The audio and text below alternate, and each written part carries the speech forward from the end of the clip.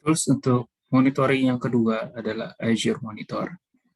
Sesuai namanya, fungsi utama dari Azure Monitor itu adalah monitoring secara keseluruhan, menyeluruh, yaitu adalah all-in-one monitoring dashboard di Azure.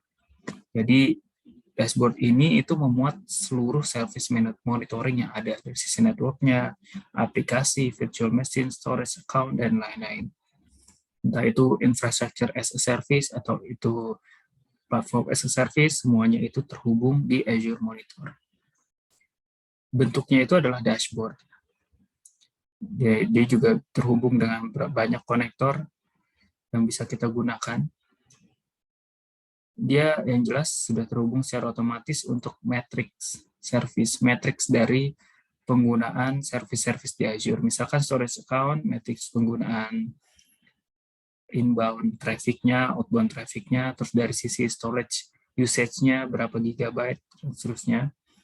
Dari sisi memory usage, dari sisi CPU utilization, itu untuk misalkan service yang sifatnya infrastructure as a service. Lalu untuk service-service yang, ini contohnya kalau infrastructure as a service, itu biasanya kita membutuhkan setup konektor lagi.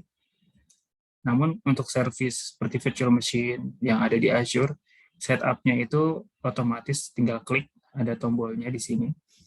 Tapi kalau misalnya service-nya itu ada di on-premise, ada di data center lokal milik kita sendiri, kita harus install fitur untuk monitoring di situ yang akan menghubungkan data dari virtual machine tersebut, dari device tersebut ke Azure, yang nanti akan digunakan datanya di Azure Monitor.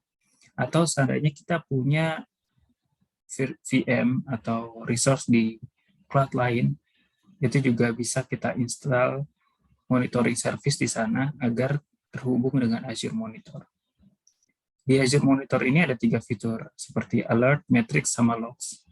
Alert ini tujuannya ketika kita menggunakan, misalkan alert ini untuk action dari status dari kondisi monitoring tertentu.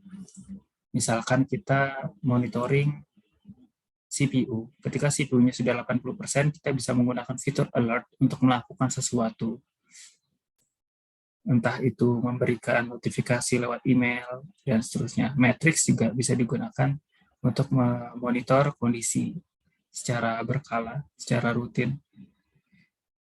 Ini hasilnya akan didapatkan secara real time. Dan terakhir ada logs. Kita bisa mengquery logs di Azure Monitor. Ini adalah tampilan komprehensif, kira-kira Azure Monitor apa aja yang bisa dilakukan. Dia melakukan monitoring dari aplikasi, levelnya, dari level operating system, itu juga bisa ditarik matrix dan logs-nya.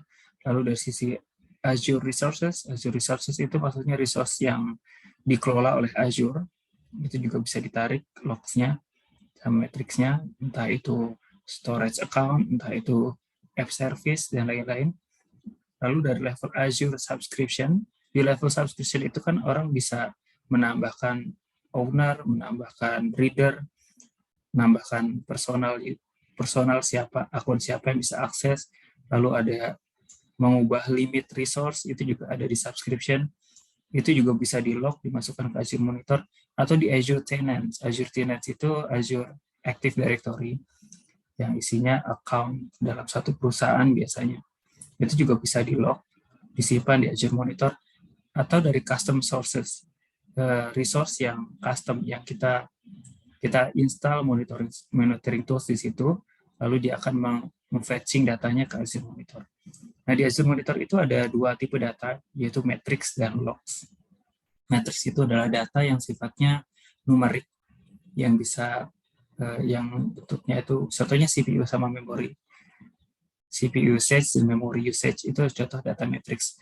Lalu contoh data logs itu data yang sifatnya seperti aktivitas, yang bentuknya biasanya kita sulit untuk digambarkan dari sisi intinya biasanya sih bukan numerik. Kalau logs itu biasanya misalkan error logs itu masuk logs, atau ya contohnya logs lah, atau contohnya adalah pengaksesan data, role based access control gitu. Misalkan user A mengakses data B, user C mengakses data D, dan seterusnya. Itu adalah contoh logs.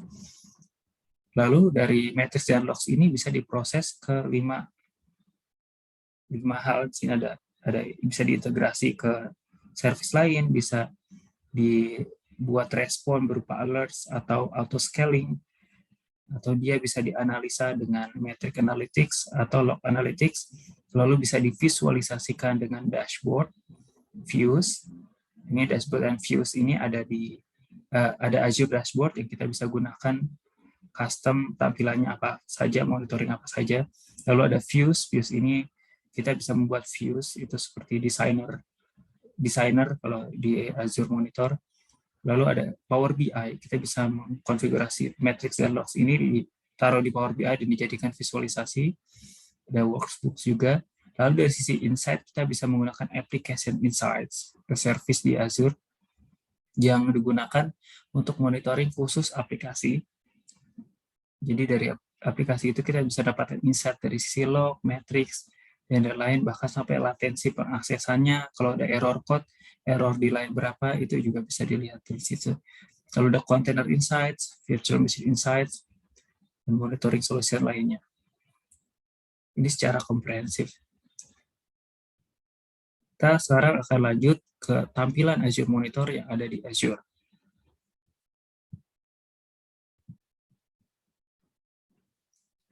Oke, sekarang kita sudah masuk ke Azure Portal. Kita lihat kalau misalkan kita ingin monitoring, kita buka Azure Monitor. Ini ada monitor. Ini adalah tampilan Azure Monitor. Di Azure Monitor ini ada banyak yang bisa dikelola. Di sini ada alerts, metrics, logs. Alerts ini ada seperti ini. Logs itu intinya adalah rules. Ketika ada kondisi sesuatu yang tercapai, dia akan melakukan apa, ada action apa yang akan dilakukan. Lalu ada matrix. Matrix ini tentang usage penggunaan. Kita bisa menggunakan resource dari resource apa. Lalu nanti juga ada pilihannya. Dia mau dimonitor apa sih. Ini kita sudah punya di sini ada storage account.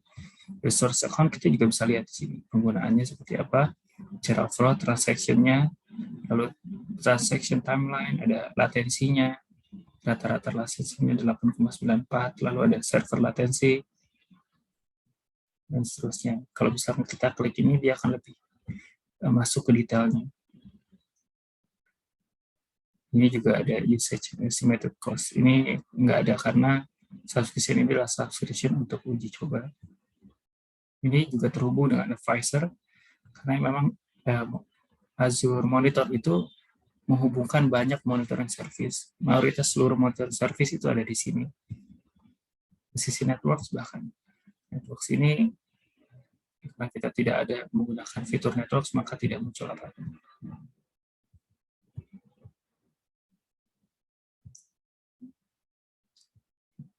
Dan nanti akan lanjut ke tools monitoring berikutnya.